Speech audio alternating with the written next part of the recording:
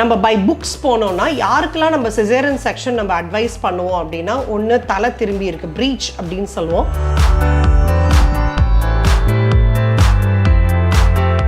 மெட்டரல் wish, அதாவது எனக்கு குழந்தை பெற்றுக்கு போகிறோம், எனக்கு நார்மல் வேண்டாம், எனக்கு சிசேரியன் தான் வேணும்னு நிற்பாங்க.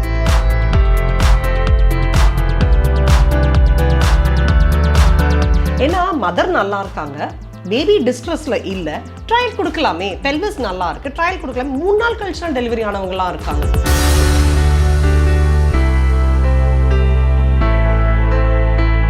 ஆவரேஜா நம்ம பாப்பா எப்போ ஹெல்தி பாப்பான்னு சொல்றோம் 2.5 kgsலே, world over it's 3 kgs. So நம்ம பாப்பா பிறக்கிறப்பே சின்ன பாப்பா தான் அது.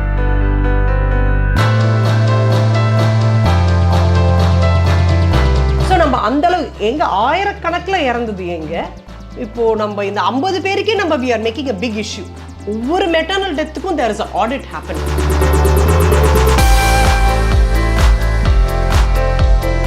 எந்த ஒரு அம்மாவும் ஒரு பிரசவத்தினால இறந்து போகக்கூடாதுங்கிறது கவர்மெண்ட்டும் very vehement, doctor community is also very vehement.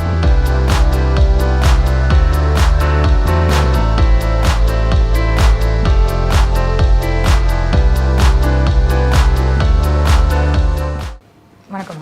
வணக்கம்.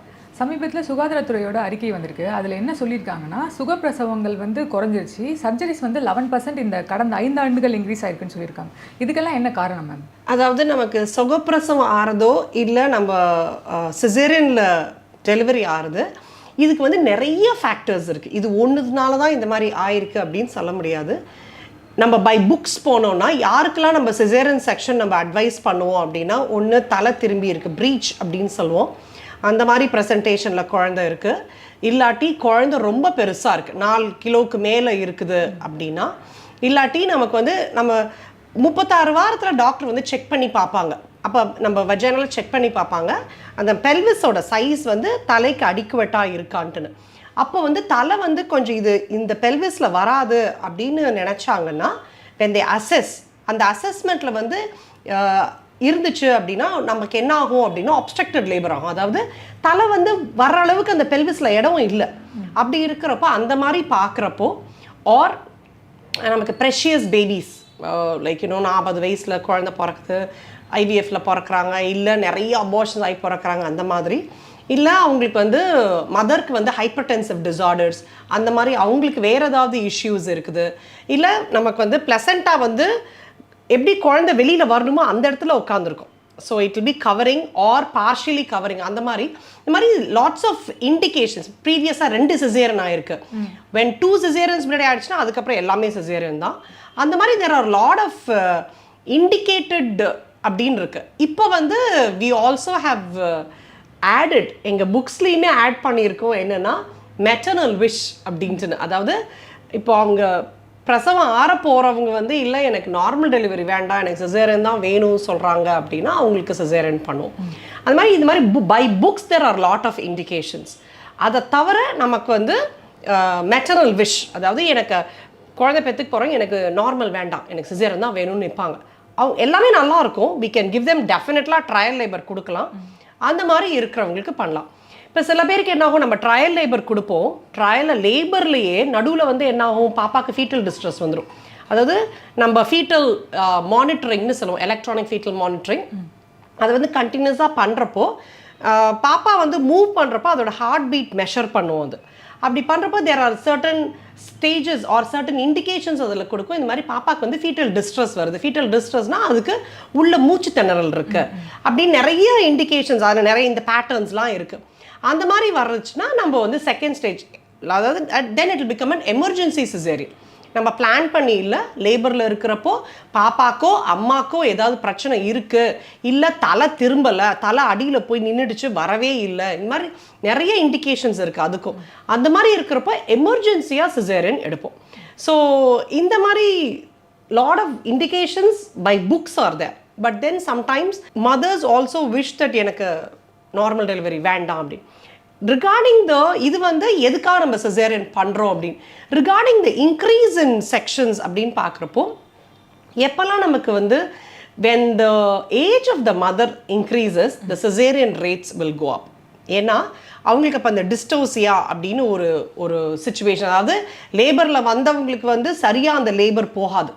அதாவது லேபர் ஒரு டைப் ஆஃப் ப்ராக்ரஸ் ஆகணும், அது வந்து சரியாக ப்ராக்ரஸ் ஆகலை, இல்லை ப்ராக்ரஸ் ஆகிட்டு சரியாக போகலை, ஆர் நம்ம கர்ப்பப்பை வாய் சரியாக திறக்கலை, நம்ம கர்ப்பப்பை வந்து சரியாக ப்ரெஷர் கொடுக்கல, தலை சரியாக திரும்பல, இது 3 ஃபேக்டரும் சரியாக நடக்கணும். இதில் எது பிரச்சனை இருந்தாலும் டிஸ்டோசியா வந்துச்சு அப்படின்னா அது வந்து எப்போ கொஞ்சம் ஜாஸ்தி இருக்கும்? For mothers who are above 30 years of age. For mothers அவங்களுக்கு வந்து ஏற்கனவே ஃபைப்ராய்டு இருந்திருக்கு, இல்லை ஃபைப்ராய்டு சர்ஜரி நடந்திருக்கு, ப்ரீவியஸ் அதாவது சர்ஜரி நடந்திருக்கு, இந்த மாதிரி நிறைய இண்டிகேஷன்ஸில் அதெல்லாம் வரலாம். அந்த மாதிரி இருக்கிறப்போ your rate of cesarean can go up. Plus வந்து இப்போது நம்ம there is a lot of socio-demographic changes. நம்ம கல்யாணம் ஆகிற ஏஜ் ஜாஸ்தியாகிடுச்சு, நம்ம குழந்தை பெற்றுக்கிற வயசு அதிகமாகிடுது. ஸோ அப்போ நமக்கு இது 30 yearsக்கு மேலே நிறையா நம்ம குழந்தை பெற்றுக்கிறப்போ அப்போது ஆப்வியஸ்லி நமக்கு சிசேரியன் ரேஸ் கொஞ்சம் ஹை ஆகும். ப்ளஸ் இப்போ பார்த்தீங்கன்னா the rate of sugar and hypertension has gone up as well. One of the most important reasons for problems or maternal mortality சொல்லுவோம், அது வந்து ஃபார் டெலிவரிங் அப்போ நடக்கிறது. ஒன்று வந்து ஹெமரேஜ், தட் இஸ் நிறையா ப்ளீடிங் ஆகுது, அன்கண்ட்ரோல் ப்ளீடிங். ரெண்டாவது வந்து one of the most important indication is hypertension bleeding. அதாவது நமக்கு பிபி ஜாஸ்தி ஆகிடும், அதில் ஃபிட்ஸ் வரும், இல்லை ஃபிட்ஸ் வரதுக்கு முன்னாடி ப்ரீ எக்லாம்சியாக இருக்கும், அவங்களுக்கு வந்து பிளட்டு கிளாட் ஆகாமல் பிரச்சனையாகும். இந்த மாதிரி இது ரெண்டும் ரொம்ப இம்பார்ட்டண்ட் இண்டிகேஷன்ஸ். அப்படி நமக்கு 30 வயசுக்கு மேலே நமக்கு டெலிவரி ஆகிறவங்களுக்கு பிபி கொஞ்சம் வர்றதுக்கான வாய்ப்புகள் அதிகம். இப்போ ஜென்ரலாகவே பிபி கொஞ்சம் அதிகமாக வர்ற மாதிரி இருக்கும் நமக்கு, ஏன்னா கடைசி ஸ்டேஜை கொஞ்சம் சுகர், கடைசி ஸ்டேஜை கொஞ்சம் பிபி, அதெல்லாம் கொஞ்சம் ஜாஸ்தி இருக்குது. So there are lot of and women இப்போ வந்து இர்ரெகுலர் சைக்கிள்ஸுங்கிறது கொஞ்சம் ரொம்பவே காமன் ஆகிடுது. அந்த மாதிரி இருக்கிறப்போ பெல்விஸ் வந்து முன்ன மாதிரி கைனகாய்டாக இல்லாமல் ஆண்ட்ராய்டாக இருக்கும். அதாவது கைனகாய்டுனா நல்லா விரிஞ்சு நல்ல ஓப்பனாக இருக்கிற பெல்விஸ், அப்படி இல்லாமல் கொஞ்சம் நேரோவாக இருந்ததுன்னா நார்மல் டெலிவரி வர்றதுக்கான வாய்ப்புகள் கம்மியாயிடும் இல்லையா? ஸோ அந்த மாதிரி so there are lot of changes physically பெண்ணோட உடம்புல, ப்ளஸ் லாட் ஆஃப் சேஞ்சஸ் இந்த சொசைட்டி. நம்ம லேட்டாக கல்யாணம் பண்ணிக்கிறது அது, ப்ளஸ் முன்ன மாதிரி நம்ம we are not able to say 5 குழந்தை பெற்றுக்குவாங்க, 6 குழந்தை பெற்றுக்குவாங்க, 10 13 குழந்தை பெற்றுக்கிட்டவங்களாம் இருக்காங்க, இல்லை 2-3 இறந்து போகும், தட்ஸ் ஃபைன் அப்படின்னு அக்செப்ட் பண்ணுற ஏஜ் கிடையாது. இப்போது ஒரு குழந்தை 2 குழந்தை, அந்த ஒவ்வொரு குழந்தையும் மணிமணியாக நம்மக்கிட்ட இருக்கணும் தானே எல்லாரும் எதிர்பார்க்குறாங்க. So in that case we are made to decide முன்னாடியே, ஓகே ஃபைன் இவங்களுக்கு வந்து பெட்டர் நம்ம எலெக்டிவாக எடுக்கிறது, லைக் எலெக்டிவாக நம்ம டிசைட் பண்ணுவோம். Okay I will give you trial labour 37-38 வாரத்தில் வில் டிசைட் ஃபார் அ ப்ரைமி, அதாவது ஃபஸ்ட் டைம் ப்ரெக்னென்ட் ஆகிறவங்களுக்கு 37-38 வாரத்தில் ஓகே இவங்களுக்கு நார்மல் லேபர் விடலாம், இல்லை நமக்கு வந்து நார்மல் லேபர் விடுறதுக்கான வாய்ப்புகள் கம்மி அப்படின்னு ஓரளவுக்கு நம்ம ஐடியா ஃபார்ம் பண்ணி வச்சுக்குவோம். சில பேருக்கு அப்பயே சொல்லிடுவோம், you will not go for labour, நீங்கள் லேபருக்கு போகாதீங்க, உங்களுக்கு ப்ரீச் இருக்குது, இல்லை உங்களுக்கு பிளசண்டா ப்ரிவியா இருக்குது, இல்லை உங்களுக்கு வந்து ரொம்ப பெரிய பாப்பா இருக்குது, ஆர் வேரியஸ் உங்களுக்கு வந்து அந்த அந்த பெல்விக்ஸ் வந்து ரொம்ப சின்னதாக இருக்குது, so you'll go for CPD, so don't go அப்படின்ட்டு சொல்லிடுவோம். அந்த மாதிரி இருக்கிறவங்களுக்கு முன்னாடியே எலெக்டிவாக சொல்லிடுவோம். பட் சில பேருக்கு வந்து லேபரில் போய் தான் சொல்லுவோம். ஸோ இந்த மாதிரி நம்ம 1-2 பாப்பா இருக்கிறப்போ நம்ம we should also be prepared so that the parents are also prepared.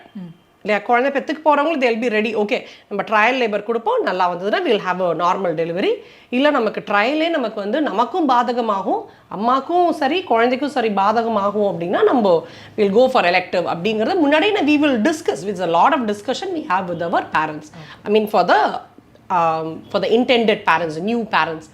So இது இவ்வளோ சேஞ்சஸ் இருக்கிறதுனால there can be a slight increase in cesarean sections because of various factors. இது ஒரு ஃபேக்டர் தான், 2 ஃபேக்டர் தான் எங்களாலையும் சொல்ல முடியல.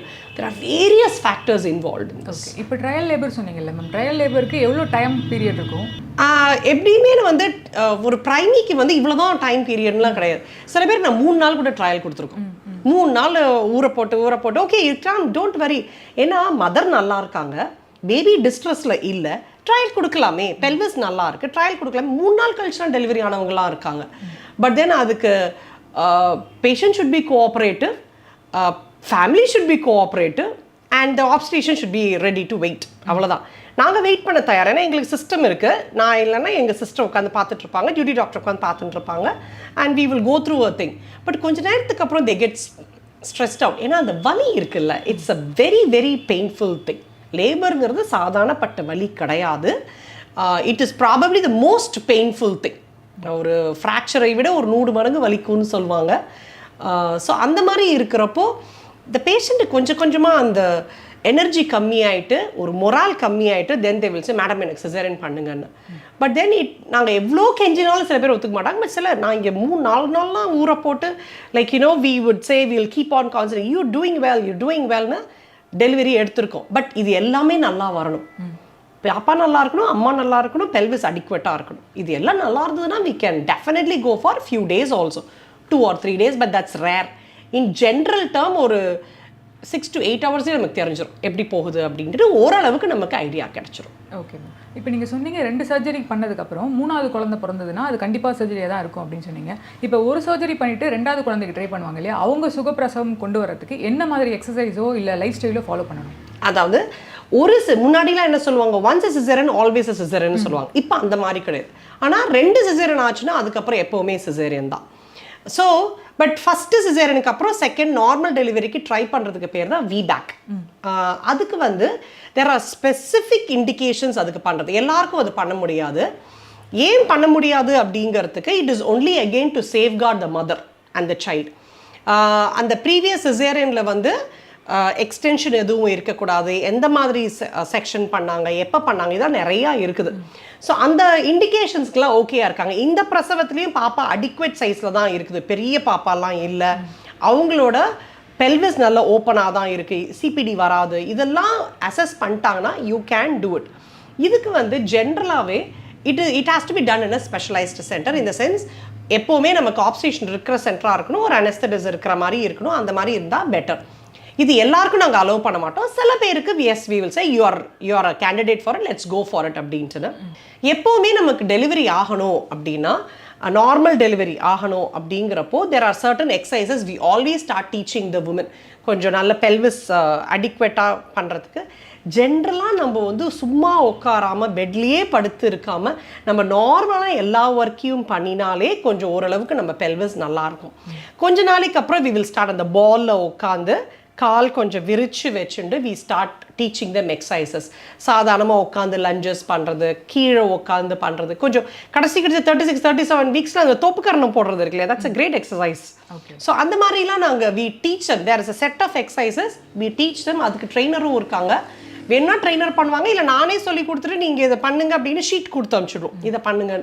So there are lot of exercises they can do to it. But இது விபேக்கில் மட்டும் the doctor has to decide that the patient is a right candidate for that. ஏன்னா அம்மாவுக்கு வந்து முன்னாடி இருக்கிற சிசேரியனில் நம்ம வந்து வெஜினல் டெலிவரி விட்டுட்டு சடனாக லேபர் அப்போ there is always a possibility that uterus கொஞ்சம் விரிஞ்சு கொடுத்துரும். பழைய அந்த சிசேரியன் போட்ட அந்த இடத்துல ஸ்காரில் விரிஞ்சிடும். That is call the uterine rupture, give way. So அந்த மாதிரி வந்தால் it's an emergency caesarean. So அந்த மாதிரி வராமல் நம்ம வந்து நல்லா அதை மானிட்டர் பண்ணிகிட்டே இருக்கணும். ஸோ அதனால் அப்படி யூட்ரைன் ரப்ச்சர்னா பாப்பாக்கும் பிரச்சனை, அம்மாக்கும் பிரச்சனை. ஸோ அதனால் we have to safeguard the mother and child at all points of time. எது சேஃபோ அதுதான் ஃபஸ்ட்டு நம்ம கேண்டிடேட். ஸோ ரைட் கேண்டிடேட்னா தான் விபேக், இல்லை எல்லாருக்கும் கிடையாது. Okay ma'am. இப்போ சர்ஜரிஸ் பண்ணாமல் சுகப்பிரசவம் பண்ணுறதுக்கு இந்த சர்ஜரிஸ்ன்னு சொல்லிட்டு இருந்தோம் இல்லையா, அது இல்லாமல் ஜென்ரலாக எல்லா உமனுக்குமே சில வீட்டிலலாம் ஒரு டாக் இருக்கும், துணி துவைங்க, இந்த மாதிரி மிக்சியில் உட்காந்து அரைக்காமல் அம்மியில் அரைங்க, குனிஞ்சு நிமிந்து பெருக்குங்க அப்படிலாம் சொல்லுவாங்க. இதெல்லாம் உண்மைதானா? இது பண்ணுறது மூலமாக உண்மையிலே சுகப்பிரசவம் நடக்குமா? அந்த மாதிரி எல்லாருக்கும் நடக்கும்னு சொல்ல முடியாது. But yes, if you keep on doing physical work, நம்மளோட பெல்விஸ் மசில் கொஞ்சம் ஸ்ட்ரென்தன், அது டோன்டாக இருக்கும். நம்மளோட கை கால் அந்த கால் விரிச்சு வைக்கிறது அந்த ஒரு எக்ஸசைசஸ்லாம் கிடைக்கும். So it is good to have a moment at all points. என்னோட ஐவிஎஃப்ல கன்சீவ் ஆகிறவங்களே நான் வந்து ஒரு 15-20 மினிட்ஸ் தினம் வாக்கிங் போங்கன்னு சொல்கிறோம். ஒரு 3 மந்த்ஸ்க்கு அப்புறம் 15-20 minutes you please go for walking. Don't be bed ரிடனாக இருக்காதீங்க. பெட் ரிடனாக இருக்கிறதுக்கு சர்டன் இண்டிகேஷன்ஸ் இருக்குது. அவங்க இல்லாமல் எல்லாரையும் தினம் கொஞ்சம் நடங்களேன்னு நாங்களே ரெக்கமெண்ட் பண்ணி தான் அனுப்பிச்சி விடுவோம். So it is not that இது எஸ் டெஃபினட்டாக regular physical exercise helps. But it will help in 80% of the people. The rest 20% may not help. அவங்களுக்கு probably we have to go for abdominal delivery which is cesarean section. Okay. இப்போ இந்த சுகாதாரத்துறை அறிக்கையிலேயே private hospital அப்ராக்ஸாக என்ன சொல்கிறாங்கன்னா, private ஹாஸ்பிட்டலில் 60% surgeries நடக்குது, ஆனால் கவர்மெண்ட்டில் 30% தான் நடக்குது அப்படின்னு சொல்கிறாங்க. அது டபுள் த டைமாக இருக்குது இல்லைங்களா? இந்த வித்தியாசத்துக்கு என்ன மேம் காரணம்? இட்ஸ் இப்போ ஃபார் எக்ஸாம்பிள் நீங்கள் கவர்மெண்ட்டில் வந்து ஒரு பேஷண்ட் போய் பார்த்தீங்கன்னா she'll be like small made அவங்க வந்து ரெகுலராக வேலை பார்க்குறவங்களா இருப்பாங்க. நானே என் பேஷண்ட்ஸ்கிட்ட சொல்வேன், அது it is not a joke. It seems like a joke, but it's not actually a joke. It is God ஒரு அண்டர்லைங்காக பியூட்டிஃபுல் மெசேஜ் அது. நான் சொல்வேன், யாராவது என்கிட்ட ப்ரெக்னென்ட் ஆகிட்டு வந்துட்டு எனக்கு லீவ் கொடுங்க, நான் வீட்லேயே உட்காந்துக்கிறேன் அப்படின்னு சொன்னால் நான் சொல்லுவேன், யூ கோ அண்ட் சி ஒரு சித்தாளுக்கு போய் பாரு, அவங்க வந்து எத்தனை குழந்தை வச்சுருக்காங்கன்ட்டுன்னு. அவ்வளோ சித்தாள் அளவுக்கு வேலை பார்ப்பாங்க, அடுக்கடுக்காக புள்ள பெற்றுக்குவாங்க. அவங்களுக்கு ஒன்றும் ஆகலைல்ல, இந்த கொஞ்சம் ஆஃபீஸ் போயிட்டு வர ட்ராவலில் ஒன்றுமே ஆகாது. Please continue to do all your work அப்படின்னு. The physical labor that government hospital for a set of patients they do is huge. Correct? They do a lot of physical work. Thin made. அவங்களோட அந்த பெல்விஸுமே கொஞ்சம் அதனால சின்னதாக இருப்பாங்க, அதனால பாப்பாவும் சின்னதாக இருக்கும். அவங்கள வந்து 4.25 கிலோ அந்த மாதிரி ஒரு பாப்பாலாம் ரொம்ப அபூர்வமாக இருக்கும். அங்கே இங்கே சர்வசாதாரண 3.5 கிலோலேருந்து 4 கிலோ பாப்பா இருக்கும் நமக்கு. ஸோ பாப்பா சைஸ் சின்னதாக இருக்கும், அவங்களோட பெல்விஸ் சைஸும் சின்னதாக இருக்கும். they have a lot of physical activity happening and they are all spontaneous consumptionல வர நிறையா பேராக இருப்பாங்க. இப்போது ஃபார் எக்ஸாம்பிள் எங்கள் சென்டரில் எடுத்திங்கன்னா இதில் இட்ஸ் ஆல் ப்ரெஷியஸ் பேபிஸ். பார்த்தா நமக்கு வந்து எல்லாம் ட்ரீட்மெண்ட் எடுத்து 10 வருஷம் கழித்து குழந்தை பெற்றுக்கிறவங்க 35லேருந்து 40 வயசுக்குள்ளே தான் ஜென்ரலாக இருப்பாங்க. அதே கவர்மெண்ட் ஹாஸ்பிட்டலில் பார்த்தா கொஞ்சம் யங்கர் ஏஜஸில் இருப்பாங்க, 23 to 26 அந்த மாதிரி நிறையா இருப்பாங்க. 20 வயசுலாம் வருவாங்க, 2வது குழந்தை 3வது குழந்தைன்னு. நமக்கே அப்படி காப்பரேட்டிவ் போட்டுக்கோ நாங்கள் கவுன்சில் பண்ணுவோம், போட்டுக்க மாட்டாங்க. So there is a difference in the demography in the patient population which goes to the government and which comes to the private. நம்ம பேஷண்ட்டோட சைஸே 70 கிலோவில் தான் இருப்பாங்க நிறையா பேர். அரவுண்டு பார்த்தீங்கன்னா 70 kgs. அங்கே ஒரு 50 கிலோவில் தான் இருப்பாங்க. So a lot of physical changesஸும் இருக்கும், demographic changesஸும் இருக்கும், which affects a lot of things. Like நம்ம பேஷண்ட்ஸ்க்கு இர்ரெகுலர் சைக்கிள்ஸ் இருக்கும், கொஞ்சம் வெயிட் ஜாஸ்தி இருக்கும், பாப்பா சைஸ் பெருசாக இருக்கும். ஏன்னா நல்ல போஷாக்கான உடம்பு வீட்டில் கொடுத்துருவாங்க ப்ரெக்னெண்ட்டாக இருக்கும், பாப்பா சைஸ் பெருசாக இருக்கும். அண்ட் அவங்களோட பெல்விஸ் அவ்வளோ அடிக்குவேட்டாக இருக்காது அதுக்கு கரஸ்பாண்டிங்காக. So they go for cesareans. But இங்கே வந்து they will have small babies relatively. பார்த்தீங்கன்னா நம்ம இந்தியாவோட ஒரு ஆவரேஜாக நம்ம பாப்பா எப்போ ஹெல்தி பாப்பான்னு சொல்கிறோம் 2.5 kgsலே. World over it's 3 kgs. So நம்ம பாப்பா பிறக்கிறப்பே சின்ன பாப்பா தான் அது. ஸோ 2.5 kgs இருக்கும், 2.5 2.7 அந்த பெல்விஸில் வந்துடும். இங்கே பிறக்கிற பாப்பாலாம் 3 to 3.5 இருக்கும். ஸோ சம்டைம்ஸ் வரும், சம்டைம்ஸ் வராது. எங்களுக்குலாம் 3.5 it's okay, you can give for normal லேபர்னு சொல்லிடுவோம் if the pelvis is adequate. But அங்கே வந்து அந்த அளவுக்கு வர்றதுங்க வந்து கொஞ்சம் அன்காமனாக இருக்கும். So there are lot of changes in the patient population itself. அதனால there is bound to be change. ரெண்டுத்துக்கான டிஃப்ரென்ஸ் ரொம்ப நல்லா எக்ஸ்பிளைன் பண்ணிங்க. என்னோட அடுத்த கேள்வி என்னன்னா, முன்னெல்லாம் கிராமத்தில் இருக்கிறவங்களுக்கு ஈஸியாக சுகப்பிரசவம் நடக்கும், அங்கே அதிகமாக சர்ஜரிஸ் நடக்காது, அந்த மாதிரி ஒரு டாக் இருந்தது. ஆனால் இந்த அறிக்கை ரிப்போர்ட் படி சிட்டியில் இருக்கவங்களுக்கும் கிராமத்தில் இருக்கவங்களுக்கும் 2-3% தான் வித்தியாசமே இருக்குது. அங்கேயும் சர்ஜரிஸ் கூடியிருக்கு. அதுக்கு என்ன மேம் காரணம்? There is a lot of again நமக்கு வந்து கிராமத்தில் இருக்காங்க அப்படிங்கிறதுக்காக அவங்களுக்கு வந்து சிட்டியில் இருக்கிறதுக்கு இப்போ ஒன்றும் பெரிய வித்தியாசம் இல்லை. ஏன்னா எல்லா இடத்துலையும் நமக்கு வந்து மெடிக்கல் அவைலபிலிட்டி ஆகிடுச்சு. டாக்டர் இருக்காங்க, முன்னாடியே பார்த்துடுறாங்க, உங்களுக்கு வந்து சுகர் இருக்குது, பாப்பா பெருசாக இருக்குது, யூ கோ ஃபார் cesarean. முன்னாடியே நம்ம டயக்னோஸ் பண்ணிடுறோம் இல்லையா, உனக்கு பிபி இருக்குது, ப்ரீ எக்லாம்சியா வரக்கூடாது, you please go for cesarean. BP control இல்லை, யூ ப்ளீஸ் கோ. உங்கள் வந்து இடுப்பு கொஞ்சம் அளவு சின்னதாக இருக்குது, பெல்விஸ் வந்து சின்னதாக இருக்குது, யூ ப்ளீஸ் உங்களுக்கு வந்து வரத்துக்கான வாய்ப்புகள் கம்மி, கோ ஃபார் cesarean. ஸோ நம்ம வந்து எங்கெல்லாம் ஓகே யூ கேன், நீங்கள் வந்து சின்னதாக இருக்கீங்க, உங்கள் பாப்பா குட்டியாக இருக்குது, ஐ மீன் பாப்பா அடிக்வேட் சைஸில் இருக்குது, you please go for labour அப்படின்னு விட்டுறோம். ஸோ இப்போது எல்லா இடத்துலையுமே நமக்கு ஹெல்த் கேர் ஃபெசிலிட்டிஸ் கிடைச்சதுனால நம்ம பேஷண்ட்டை செக்ரிகேட் பண்ணுறது ஏர்லி ஆன் ஆகிடுது இல்லை நமக்கு. Okay. So okay these people 50% can go for trial labour and if they go through well and beautiful vaginal delivery simple 2 நாள் வீட்டுக்கு போயிடலாம், மதர் இஸ் ஃபைன். பட் இதே நமக்கு கஷ்டமாக இருக்குன்னா இமீடியட்டாக தேர் ஷிஃப்டட் டு ஹையர் சென்டர். இல்லை 6 hours பார்க்குறாங்க, நமக்கு ப்ராக்ரஸ் ஆஃப் லேபர் இல்லை அப்படின்னா இமீடியட்டாக தேர் ஷிஃப்டட் டு. டெக்னாலஜிஸ் அதிகமாக வளர்ந்ததால சர்ஜரிஸும் அதிகமாக வளருது, அந்த மாதிரி சொல்ல வரீங்க? நமக்கு வந்து we are detecting earlier. Okay. நம்ம ஏர்லியர் டிடெக்ட் பண்ணி தானே நம்மளோட மெட்டர்னல் மார்ட்டாலிட்டியெல்லாம் நம்ம கம்மி பண்ணியிருக்கோம். உயிரிழப்பை தடுக்கிறோம். உயிரிழப்பை அம்மா சைட்லையும் தடுக்கிறோம், குழந்தைகள் சைட்லையும் தடுக்கிறோம். So that's how we have brought down our maternal mortality rate and infant mortality rate. நம்ம health care system it's all over the place. குட்டி குட்டி இடத்துலையும் நம்ம சின்ன கிராமத்துலேயும் பிஹெச்சி இருக்குது, அங்கே டாக்டர் இருக்காங்க, அங்கே ஸ்கேன் இருக்குது, அவங்க பார்க்குறாங்க. So early on they are detected. உங்களுக்கு பிரச்சனை அப்படின்னா immediate they are sent to a higher centre. கரெக்டாக? ஸோ அது ப்ளஸ் வந்து this is a major thing. அது இம்மீடியட்டாக செட் ஆனதுனால தான் going. And to be frank on our side, நம்ம கிராமத்துலேருந்து வர்றவங்க வந்து தே ஆர் நாட் வெரி, என்ன சொல்கிறது, முன்ன மாதிரிலாம் ஸ்மால் மேடுன்னு கிடையாது. They are also 70 kgs. So the demography of women itself has changed probably. So yes, ப்ரைவேட்டில் கொஞ்சம் எக்ஸ்ட்ராவாக இதெல்லாம் இருக்கும், பட் அங்கேயும் அப்படி தான் இருக்காங்க. பிகாஸ் நம்மளோட carbohydrate intake is quite high. 70-80% நம்ம கார்போஹைட்ரேட் இன்டேக். ஸோ அதனால் நம்ம உடம்பு வாகே அந்த மாதிரி தான்.